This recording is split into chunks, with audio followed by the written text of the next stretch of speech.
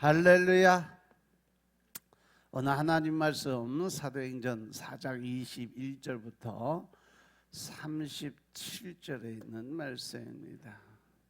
사도행전 4장 21절부터 37절까지의 말씀.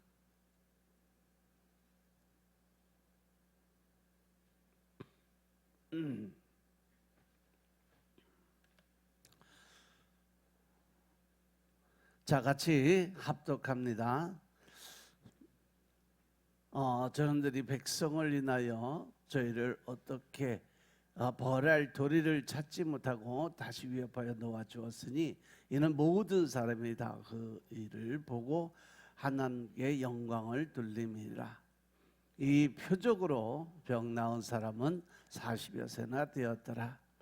사도들이 노임에 그 동료에게 가서 제사장들과 장로들의 일을 다 고하니 저희가 듣고 일심으로 하나님께 소리를 높여 가로되 대주제여 천지와 바다와 그 가운데 만유를 지으시니요 또 주의 종 우리 조상 다윗의 일을 닦아사 성령으로 말씀하시기를 어찌하여 열방이 분노하며 족속들이 허사를 경영하는고 세상의 군왕들이 나서며 저런들이 함께 도며 주의 그 그리스도를 대역하도다 하신 이로소이다.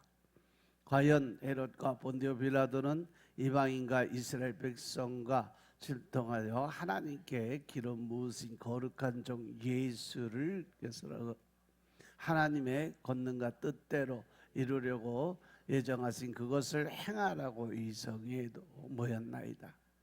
주여 이제도 저희의 위협함을 항하옵시고 또 종들로 하여금 담대히 하나님의 말씀을 전하게 하여 주옵시며 손을 내밀어 병을 낫게 하옵시고 또 표적과 기사가 거룩한 종 예수의 이름으로 이루어지게 하옵소서 하더라.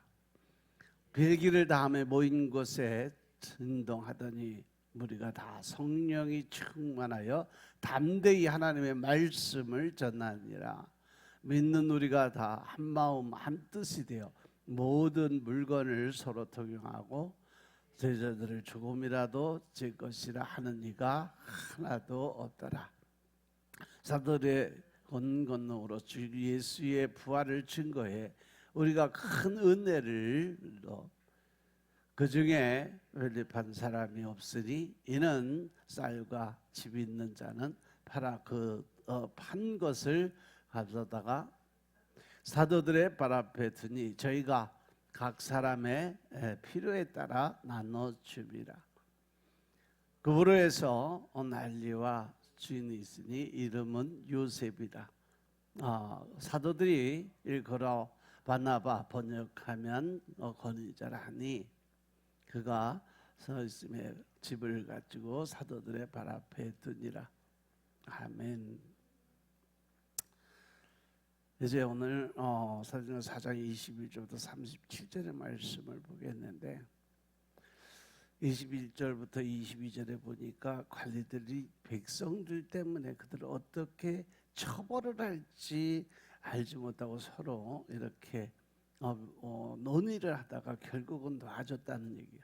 왜냐하면 거기에 모인 모든 사람들이 40년 동안 안전뱅이로 살았던 사람이 고침을 받고 이런 것을 보고 하나님께 영광을 올려드리는 그러한 무리들이 모였기 때문에 그래요. 그래서 백성들이 베드로와 요한의 말을 지지하고 있었어요. 이 표적으로 병이 나은 사람은 40살 정도 됐다고 기록이 되어 있어요. 따라서 관리들이 백성들 때문에 베드로와 요한을 어떻게 처벌할지 방법을 찾지를 못했어요. 그들은 진리가 없이 사람들의 눈치를 보는 정치가들이기 때문에 그렇습니다. 예수님의 인기가 한참 오를 때 예수님을 처치하지 못했던 사람들의 모습과 아주 비슷한 그 모습이에요. 그들은 하나님의 사람이 아니라 사람의 종이었어요. 그들은 하나님 앞에서 살지 않고 사람들 앞에서 사는 그러한 사람들이었어요. 그들이 비록 하나님의 어떤 그 권위와 권세를 얻은 대제사장이나 제사장들이라 할지라도 그들의 마음 속에 하나님이 없으니까 알고 있는 머릿속에 지식만 갖고 살아가려고 하니까 하나님, 보이지 않는 하나님을 두려워하는 것이 아니라 눈에 보이는 옆에 사람들이 더 두려운 생각을 가졌어요. 본디오 빌라도도 그렇잖아요. 그가 예수님이 죄 없다는 것을 분명히 알아. 그리고 그 아내가 꿈을 꾼, 즉 환상을 봤는데 그 사람을 건드리면 절대로 안 될 거다. 그러니까 저 예수는 절대 저 사람을 죽이면 안 된다. 그래서 끝까지 방어를 하려고 그러다가 그 백성들이 들고 일어나니까 그러면 나는 죄가 없다. 그러고 손 들고 백성한테 넘겨줘서 십자가에 못 박는 사건이 벌어진 거예요. 그러니까 그 안에 하나님이 계시고 성령님이 운행을 하시면 끝까지 죽기까지 하나님의 진리를 변하지 않게 만들어야 되는데, 머릿속에 믿음만 가지고 세상 지식 가지고 하나님을 알게 되고 그걸 믿음이라고 생각하고 살아가니까 환경 조건 따져가며 사람들 쳐다보니까 늘 그 믿음이 변하는 거예요. 지금 이상해요. 유대 그 제사장들의 모습이에요. 그래서 베드로와 요한이 다시 예수님의 이름으로 말씀을 전하면 그들에게 이제 매를 때리겠다고 위협하면서 할 수 없이 그들을 놔주는 사건이 지금 이 장면이에요.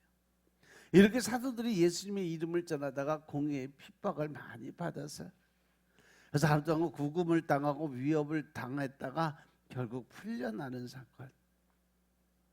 공의의 사도들이 다시 말씀을 전하면 채찍을 가하겠다고 위협을 하면서 보냈어요. 근데 사도들은 기도로 이 외적인 핍박, 즉 사람들의 소리를 담대하게 물리치고 극복하고 나가서 끝까지 복음 전하는데 최선을 다했다는 거죠. 유대 제사장들이 이렇게 협박을 하고 겁박을 주면서 그들을 내보냈을 때 성령이 그들에게 다시 임하고 그들은 하나님의 말씀을 전하는 힘을 얻게 되죠. 하나님은 그들의 말씀을 전파하여 아름다운 하나님 나라가 임하는 교회를 이루셨음을 믿으시기 바랍니다. 그들은 자본주의 체제의 모순을 극복하고 아름다운 초대교회의 공동체를 이룰 수 있었어요. 그래서 23절 24절을 보면 사도들이 노임을 받고 그 동료들에 가서 제사장과 장로들이 한 말을 다 알려줘요. 옥에 갇혀 있던 사도들이 풀려나자 그 동료에 가서 대제사장과 장로들의 말을 전하지 말라고 위협한 것을 그대로 다 알렸다고 그랬어요. 너희들 나가서 예수 얘기하지 마라, 복음 전하지 마라, 백성들 선동하지 마라, 이러한 이야기들을 가서 그 사람들 앞에 이야기를 했어요. 그래서 예루살렘 교회가 베드로의 말을 듣고 한 마음으로 하나님께 소리를 높여 기도를 드립니다. 합심 기도가 들어가서 그때부터 이제 그들은 합심해서 큰 소리로 자신들의 원통하며 하나님께 아뢰는 기도를 드리기 시작을 해요. 그들은 천지를 만드시고 주관하시는 대주제 하나님께 기도를 드렸다라고 성경에 기록이 되어 있죠. 천지와 역사와 생명의 주관자이신 하나님께 기도를 드립니다. 천지의 대주제 하나님이 허락지 않으면 우리가 받는 핍박도 없음을 믿으시기 바랍니다. 하나님이 허락지 아니하시면 그들은 결코 죽지 않는다는 것을 믿고 기도를 드리는 거예요. 하나님이 허락지 아니하시면 그들은 머리카락 하나도 상하지 않는다는 믿음을 갖고 담대하게 소리를 높여 통성으로 기도를 드리고 있는 거죠. 이렇게 우리가 믿음 안에서 하나님을 바라보고 나아갈 때 하나님의 허락하시니까 나가서 복음을 전할 수 있었다는 사실 명심하시기 바랍니다. 그리고 25절 26절에 보면 또 주의 종 우리 조상 다윗의 입을 통해서 성령으로 말씀하셨다 그랬어요. 교회는요, 종교 지도자가 핍박하는 이 상황을 하나님의 말씀에 기초해서 해석을 합니다. 그래서 그들은 시편 2편의 말씀을 기억해서 선포를 합니다. 주의 종이여 이스라엘의 조상의 다윗의 입을 통하여 성령이 친히 이제 일어날 일을, 이 상황을 다 예언해 줬다는 거죠. 다윗은 어째요? 열방이 그리스도에게 분노하며 허사를 경영하는 거라고 이야기를 했어요. 지금 대적자들의 권세는 아주 커 보여요. 그러나 다윗은 그것이 허사를 경영하는 것이라고 이야기를 했어요. 따라서 그 모습을 바라볼 때 지금 이 예수님의 복음 증거자들을 환난과 핍박 속에 넣고 구박하고 옥에 가두고 이러한 사람들의 이 종교 지도자들을 보니까 아무 쓸모없는 허사를 경영하는 것뿐이다 라고 이야기를 하는 거예요. 세상의 군왕들이 나서며 관리들이 함께 모여 그들의 그리스도 왕을 대적을 합니다. 이것은 사도들을 대적하는 것이 아니고 바로 하나님을 대적하는 것이고 예수님을 대적하는 것임을 깨달으시기 바랍니다. 하나님의 말씀의 기초에서 볼 때 그들은 만왕의 왕이요 만유의 주를 대적할 수 없어요. 그리스도는 철장으로 그들을 질그릇같이 대적하는 자들을 깨뜨려 버릴 것이라고 말씀하셨기 때문입니다. 우리는 핍박을 받을 때 말씀을 붙잡고 주님이 승리하도록 늘 하나님의 말씀을 붙들고 기도드려야 됨을 깨달으시기 바랍니다. 하나님의 말씀 편에서 현실을 해석해야 돼요. 그러면 그 핍박이 아무것도 아닌 것임을 깨닫게 될 것입니다. 27절 28절의 말씀도 마찬가지예요. 과연 헤롯과 본디오 빌라도는 이방인과 이스라엘 백성과 합세해서 하나님께 기름 부으신 거룩한 종 예수를 거스려 하나님의 권능과 뜻대로 이루려 예정하신 모든 것을 행하려고 이 성에 모였다 그랬어요. 과연 시편의 말씀대로 헤롯과 본디오 빌라도는요 이방인과 이스라엘 백성과 합세해서 하나님께서 기름 부으신 거룩한 종 예수님을 거스렸어요. 핍박했어요. 결국은 십자가에 못 박아 죽였어요. 예수를 십자가에 못 박아 죽이는 사건. 그들은 하나님의 권능대로 행하고 하나님의 뜻대로 이루려고 이 성에 모였어요. 그들은 예정하신 시편 말씀을 이루려고 그 자리에 모인 사람들이에요. 그들은 핍박하는 것도 하나님의 주권 속에 있는 거예요. 하나님의 섭리 속에 있어요. 그들이 그래서 예수님을 대적하는 것이 헛된 일이고 쓸데없는 일이라는 것을 모든 사람에게 선포하는 거죠. 하나님 우편에 계신 예수 그리스도는요 다시 이 땅에 오셔서 그들을 철장에 질그릇처럼 부술 것을 믿었기 때문에 그래요. 그리고 그분이 다시 오실 때 그들을 불못에 넣어서 심판하실 것을 믿었기 때문에 그래요. 그래서 29절 말씀은 주여 이제도 그들의 위험함을 굽어 보시고 사도들은 하나님께 기도를 드려요. 주님이 예수님을 살펴주신 것처럼 이제도 사도들의 위협함을 굽어 보셔서 그들을 구해달라고 기도를 드립니다. 하나님이 우리의 위험을 아시니까 그 위험을 극복할 대책을 세워달라고 기도를 드리는 거예요. 그러면서 결국은 하나님의 말씀을 전하게 해달라고 기도를 드리는 거죠. 그들은 하나님이 굽어 살피사 핍박을 면하게 해달라고 기도를 드리지 않았어요. 그들은 종들로 하여금 담대히 하나님의 말씀을 전하게 해달라고 기도를 드립니다. 종교 지도자의 위협에도 불구하고 말씀을 전하게 해달라고 기도를 드리는 거예요. 우리가 예수님을 믿고 하나님의 자녀로 성장하고 하나님의 뜻대로 살아간다는 어떤 믿음을 가지고 있다면 이렇게 하나님의 말씀에 대해서만큼은 철저하게 담대함의 믿음을 선포할 수 있는 준비된 자들 되시길 주님으로 축원합니다. 그 30절에 보면 손을 내밀어 병을 낫게 하시고 표적과 기사가 거룩한 종 예수의 이름으로 이루어지게 하옵소서. 이것이 마가복음 16장 17, 18절에 있는 말씀이 이 땅에 이루어지게 하옵소서라는 간절한 기도예요. 사도들은 손을 내면서 병을 낫게 하고 표적과 기사가 거룩한 종 예수 그리스도의 이름으로 이루어지게 해달라고 기도를 드려요. 표적과 기사를 통해서 부활하신 예수 그리스도의 이름이 생생히 증거되기를 기도드리고 있는 거죠. 그들이 그 모든 능력을 얻는 것은 자기가 잘나고 똑똑하고 아니면은 이러한 큰 힘을 가진 자이기 때문에 사람들을 추앙받으려고 하는 것이 아니라 그 일을 통해서 살아계신 하나님을 증거하고 예수 그리스도의 이름을 높일 수 있는 자리에 가게 해달라고 기도를 드리는 거예요.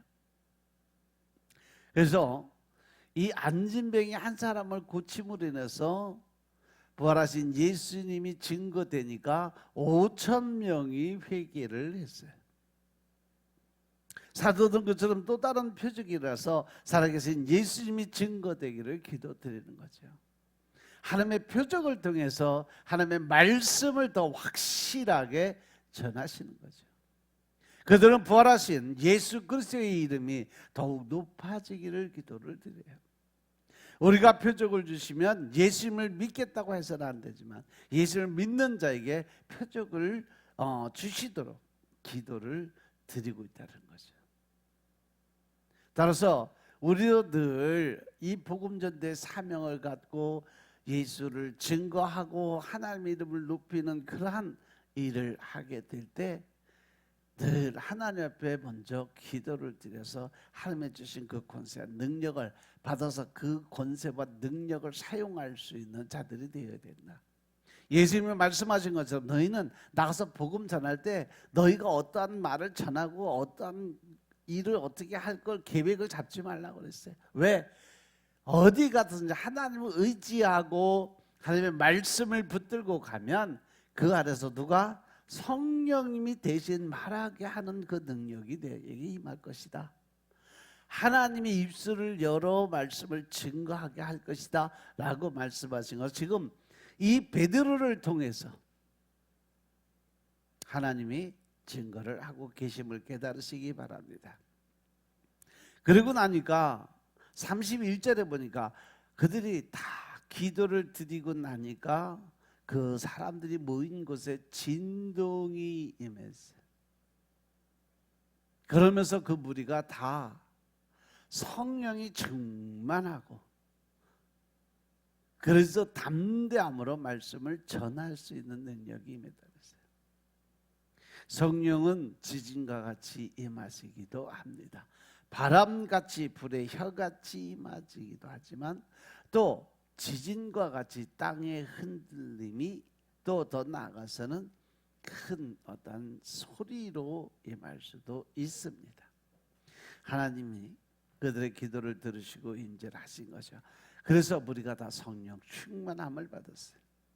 지금까지는 사도들이 말씀을 전해서, 그런데 이제는 무리들이 성령을 받고 나니까 무리들이 나가서 담대히 하나님의 말씀을 전했다는 거죠. 종교 지도자들을 두려워하지 않고 담대히 말씀을 전했어요.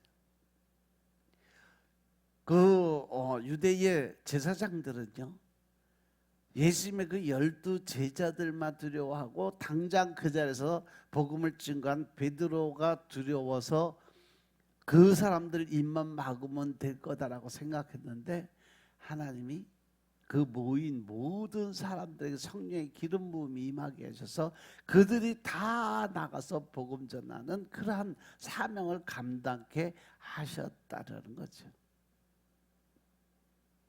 순교자의 자세로 말씀을 선포하게 만들어준 거예요. 성령님은 부활하신 예수님을 증거하도록 담대함을 주신다는 것을 믿으시기 바랍니다. 그리고 이제 32절에 보시면 믿는 무리가 한 마음과 한 뜻이 돼서 모든 물건을 서로 통용했다. 즉 그 모인 자리에 성령이 임하니까 우리들도 마찬가지예요.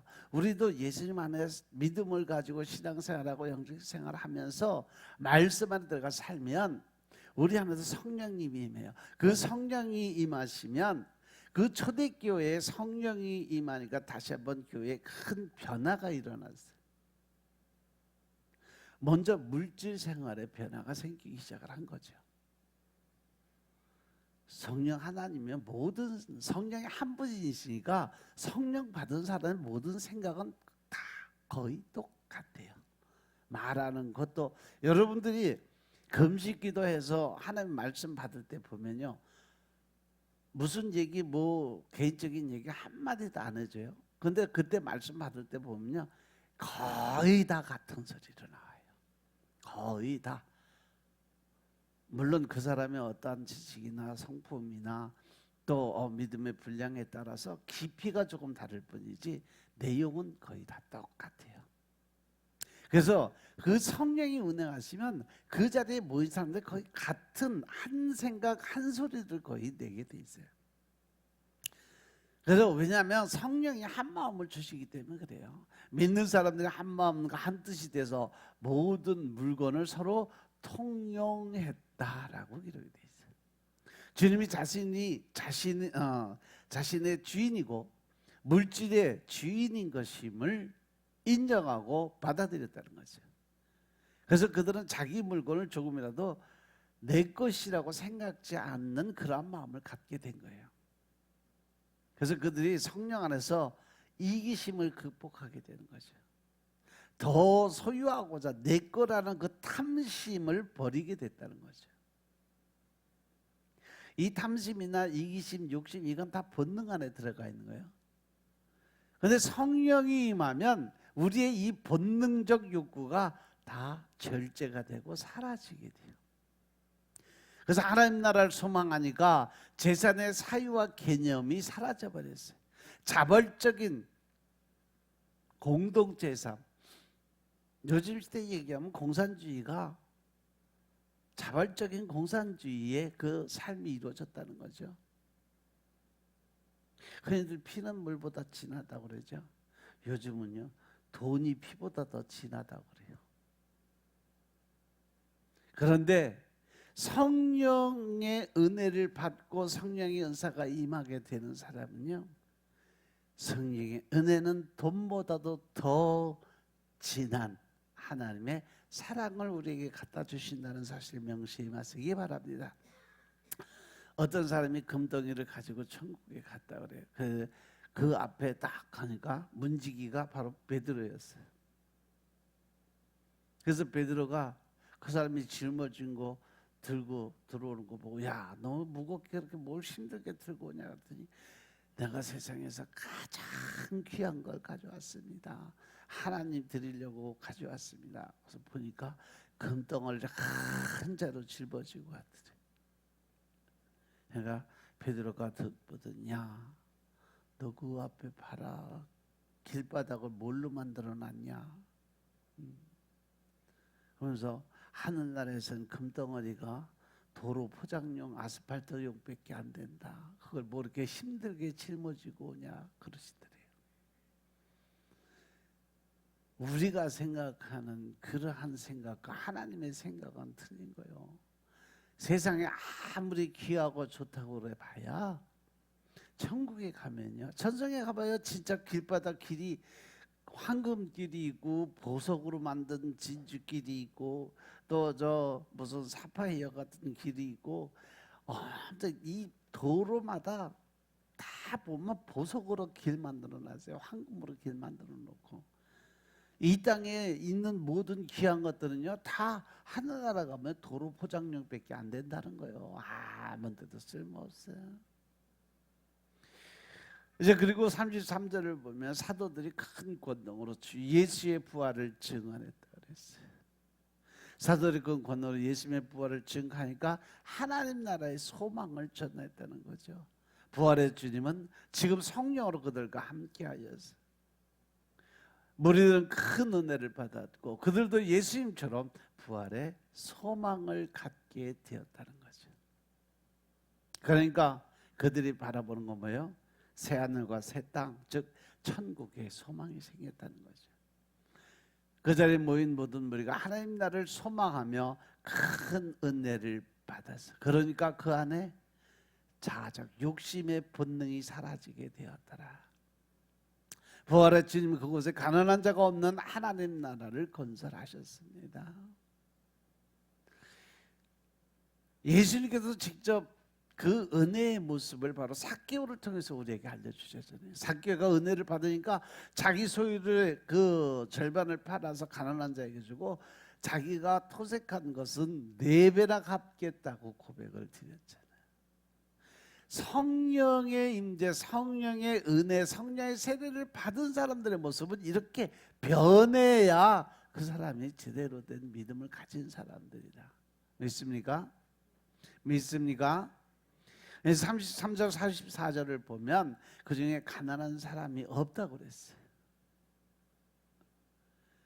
가난한 사람이 없으니 이는 밭과 집이 있는 자는 팔아서 그 판 것의 값을 가져다가 사도들 발 앞에 뒀다. 저 은혜 받은 사람들은요, 밭과 집이 있는 자는 그것을 다 팔아서, 즉 내 거가 없으니까 공동체의 삶으로 생각을 하니까 다 하나님 안에서 형제 자매라고 인정이 되니까 그것을 자기 거 다 갖다 팔아서 그 돈을 갖다가 사도들 발 앞에 놓은 거예요. 그래서 그 사도들이 하나님께 물질 드린 것을 다 골고루 가난한 사람들에게 다 나눠주는 거지. 그러고 나니까 그들이 하나님께 드릴 수 있다는 것이 은혜라는 걸 깨닫게 되는 거예요. 그들은 재산을 자신의 것으로 생각하지 않고 하나님 것으로 생각을 했어요. 재산에 공개념이 없다는 거죠. 자신은 하나님의 은혜를 주신 재산의 관리자 정도로만 생각한 거죠. 사도들이 각 사람의 필요에 따라서 판 것의 값을 나누어 줬다 그랬어요. 그 중에 가난한 사람이 없었어요. 가난은 국가도 구제하지 못한다는 말이 있는데, 근데 예수 안에 들어오면 그 가난도 구제를 받을 수 있다. 믿습니까? 자본주의의 가장 큰 문제는 빈부의 격차인데, 이 문제를 해결하기 위해서 공산주의가 나왔어요. 그들은 혁명을 통해서 가진 자와 지식인들을 다 죽여버리고 그들의 재산을 빼앗아서 노동자 사회를 만들고자 생각을 했어요. 그래서 공산주의는 강제로 체제를 바꿨지만 사람이 가지고 있는 그 이기심은 바꿀 수가 없었죠. 공산주의는 인간의 이기심에 의해서 사람들이 게으르게 되어 있어요. 왜? 일을 안 하고 열심히 안 해도 먹고 살 길이 있으니까, 협동농장에 살아가니까. 젊어서 공산주의자가 된 사람은 사랑이 없다고 그래요. 늙어서 공산주의가 되고자 하면 이성이 없어진대. 판단력이 없어진대. 하지만 성령의 역사가 일어나자 자연스럽게 이기심이 없어지고 아름다운 공산주의 사회를 만들어가는 토대를 만들었다는 거죠. 자본주의 문제인 빈부격차가 완전하게 해소되었음을 믿으시기 바랍니다. 성령의 자본주의 체제를 바꿔서 성령의 역사가 있을 때만 자본주의 병폐를 해결할 수 있습니다. 성령을 받은 사람은요, 서로 도와주는 것을 기쁨으로 생각하는 사람들이에요. 성경은 그래서 먼저 체제를 바꾸지 않아요. 이기적인 사람을 희생적인 사람으로 변화를 시킵니다. 사람이 변화되면 자본주의 체제도 변화가 돼요. 우리는 먼저 성령에서 내 자신이 변화되어야 된다는 사실을 명심하시기 바랍니다. 이것은 지금도 마찬가지요. 성령님이 어디까지나 자발적인 역사를 이루지 강제적인 역사를 이루는 분은 아니시라는 거죠. 그래서 헌금의 강요 또한, 헌금도 강요에 의해서 드려지는 것은 그건 헌금 아니에요. 스스로 자발적으로 자원하는 마음을 가지고 은혜를 받은 사람들이 자발적으로 감당해야 되는 것이 헌금이에요. 여러분도 성령 받은 사람은요, 가난한 사람을 위해서 구제 역사 엄청나게 많이 해요. 여러분들처럼. 어제 저녁에 말씀 보면서 우리 교회의 한 20년 역사를 돌아보고 나니까 참 큰일 많이 했다라는 생각했어요. 지금 웬만한 중대형 교회에서도 하지 못한 일들을 하나님이 이 작은 교회에서 감당케 하시고, 또 그것을 통해서 지속적으로 영혼 구원이 이루어지고 목회자들이 계속 매년 태어나고 있어요. 매년 줄줄이 그냥 계속 목회자들, 외국의 신학생들 여러분들이 후원하는 거, 그 사람들이 지금 계속 목사들이 되고 또 주의 종의 사명 감당하는 자리에 서고, 그래서 하나님이 세인교회를, 대전 세인교회를 그래서 이뻐하시는 것 같아요. 36절 37절에 보니까 구불에서 난 레위 족속 사람이 있는데 이름은 요셉이라 그랬어요. 사도들이 그 이름을 바나바 곧 위로의 아들로 바꾸어 주었어요. 바나바는 연약한 자를 위로하는 격려의 사람이야. 그는 위로의 은사가 있었던 사람이죠. 그는 사도 바울을 사도에게 소개하고 안디옥으로 데려왔어요. 마가를 데려오고 도망간 그를 다시 데려다가 마음을 변화시켜서 다시 하나님의 사역을 감당할 수 있도록 만든 위대한 위로의 사람이 있어요. 그도 은혜를 받아서 그가 밭을 팔아서 그 밭값을 가져다가 사도들 발 앞에 두었습니다. 이렇게 볼 때 핍박을 받으면서 기도를 드리면 성령의 임재가 임하게 된다. 성령이 오시면 외부적으로 오는 핍박을 극복할 수 있는 힘을 주시고 담대한 믿음을 주시게 함으로 우리가 복음 전도자의 사명을 감당할 수 있는 능력을 우리에게 부어주신다. 그리고 내부적으로 내 안에 나와 싸워서 이길 수 있는 그러한 힘을 주신다. 따라서 우리가 오직 성령을 의지하고 하나님의 말씀에 의지하고 나아갈 때 우리는 늘 하나님이 주신 평안과 위로의 삶을 살게 되는 것이고, 많은 영혼을 구원케 되면서 하나님을 기쁘게 할 수 있고 하나님을 웃게 만들 수 있는 그러한 삶을 살게 되는 것을 명심하시고, 여러분들 말씀과 기도를 열심을 다해서 하나님께 올려드리고 더 나아가서 복음 전도의 사명 감당할 수 있는 여러분들의 삶이 되시길 주님으로 축원합니다. 기도드리겠습니다. 아버지 하나님 감사드립니다. 오늘도 아버지의 은혜 가운데 우리가 살아갈 수 있도록 축복하시고 이제껏 하나님의 사랑을 나누고 베푸는 자리에 들어가게 하심을 감사드립니다. 신령과 진정의 마음으로 주님을 바라보게 하시고 하나님의 기뻐할 수 있는 일을 자원하는 마음을 가지고 기쁜 마음 가지고 주님께 드릴 수 있도록 축복하옵소서. 초대교회의 은혜가 바로 이 대전 세임교회의 은혜가 될 수 있도록 주님이 축복하옵소서. 모든 말씀으로 주 예수 그리스도의 이름으로 감사드리며 기도드렸사옵나이다. 아멘.